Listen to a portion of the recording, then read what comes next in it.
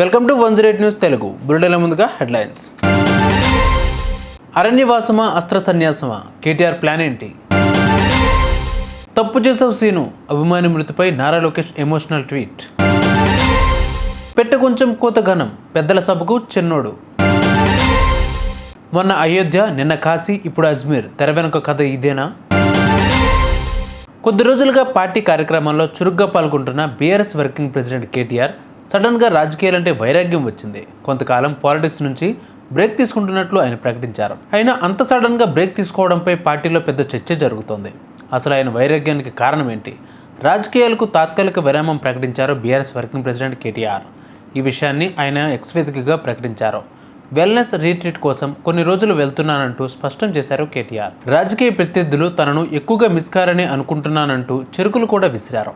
ఎన్నికల్లో బీఆర్ఎస్ ఓటమి తర్వాత మాజీ ముఖ్యమంత్రి కేసీఆర్ ఫామ్ హౌస్కు పరిమితమైతే పార్టీ వ్యవహారాలు, కార్యక్రమాలన్నీ మాజీ మంత్రులు కేటీఆర్, హరీష్ రావులే చక్కబెడుతున్నారు.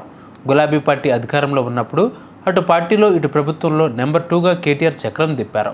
నెక్స్ట్ సీఎంగా పార్టీలోని భజన పరులు ఆయన్ని ఫోకస్ చేసుకున్నారు. అప్పుడు కేసీఆర్ అప్పగించిన బాధ్యతలు నిర్వర్తించుకుంటూ వచ్చిన హరీష్ రావు ఇప్పుడు పార్టీపై గ్రిప్ కోసం స్పీడ్ పెంచుతున్నారు. వ్యూహాత్మకంగా అడుగులు వేస్తూ పార్టీలో కేటీఆర్కి చెక్ పెట్టడానికి చూస్తున్నారంట.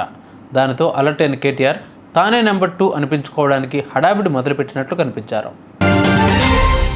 టీడీపీ కార్యకర్త అభిమాని మృతిపై మంత్రి నారా లోకేష్ ఎమోషనల్ ట్వీట్ చేశారు. ఏం కష్టం వచ్చిందో కానీ లోకేష్ అభిమాని సీను ఆత్మహత్య చేసుకున్నారు.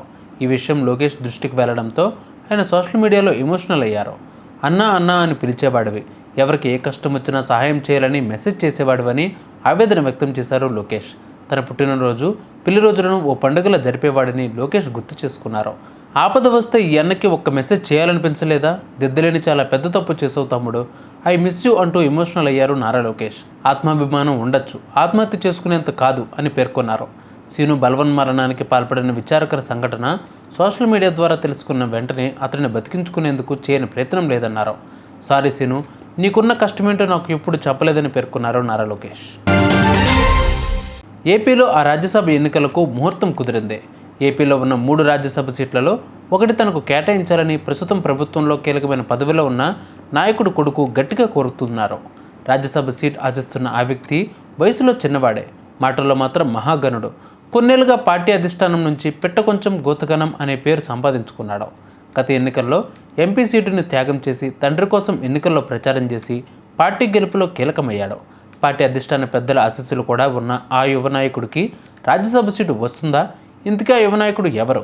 చింతకాయల విజయ్ అయ్యన్నపాత్రుడు కొడుకుగానే కాకుండా తనకు తాను తన సొంత ఐడెంటిటీని క్రియేట్ చేసుకునే క్రమంలో సక్సెస్ అయ్యారు. ప్రస్తుతం టీడీపీలో సీఎం చంద్రబాబు తర్వాత అత్యంత కీలకంగా వ్యవహరిస్తున్న నారా లోకేష్కి అత్యంత సన్నిహితుడిగా పేరు తెచ్చుకున్న చింతకాయల విజయ్ తనను రాజ్యసభకు పంపాలనే మనసులోని కోరికను లోకేష్ దగ్గర బయటపెట్టినట్లు సమాచారం. 2019 నుంచి 2024 మధ్యకాలంలో వైసీపీ అధికారంలో ఉన్నప్పుడు వైసీపీ ప్రభుత్వం చేస్తున్న అరాచకాలను ఎండగడుతూ టీడీపీపై పెడుతున్న కేసులను సమర్థవంతంగా ఎదుర్కోవడంలో కీలకంగా వ్యవహరించిన విజయ్ లోకేష్కు అత్యంత సన్నిహితుడిగా మారాడంటారు. ప్రస్తుతంతో పోల్చుకుంటే గతం చాలా భయంకరంగా ఉండేదనేది నిజం.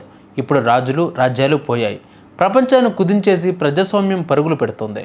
ప్రపంచాన్ని ఏలిన బ్రిటన్, అమెరికా లాంటి దేశాలను కూడా పాలించే స్థాయికి భారతీయులు ఉత్తరప్రదేశ్లోని అయోధ్యలో బాబ్రీ మసీదు ఉన్న స్థలంలో రామమందిరాన్ని నిర్మించిన తర్వాత కాశీ, మధురలోని మరొక 2 ఆలయాలను శాంతియుతంగా విముక్తి చేయాలని శ్రీరామ జన్మభూమి తీర్థక్షేత్ర కోశాధికారి గోవింద్ దేవ్ గిరి మహారాజ్తో పాటు చాలామంది హిందూవాదులు అన్నారు.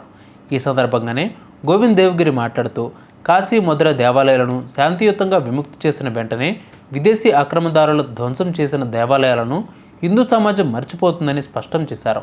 దాదాపు 3500 దేవాలయాలు విదేశీ దాడుల్లో నేలమట్టం అయ్యాయని, అయినప్పటికీ ఈ 3 దేవాలయాలు శాంతియుతంగా కలిసిపోయిన తర్వాత ఏ ఇతర దేవాలయాల వైపు చూడమని హామీ ఇచ్చారు. మనం గతంలో కాదు భవిష్యత్తులో జీవించాలి అని కూడా గోవింద్ దేవ్గిరి వెల్లడించారు. చూసారుగా ఇవి ఇవాళ బులెటిన్ అప్డేట్స్. మరిన్ని అప్డేట్స్తో మళ్ళీ మీ ముందుకు వస్తాను. అందరికీ వాచింగ్ 108 న్యూస్ తెలుగు.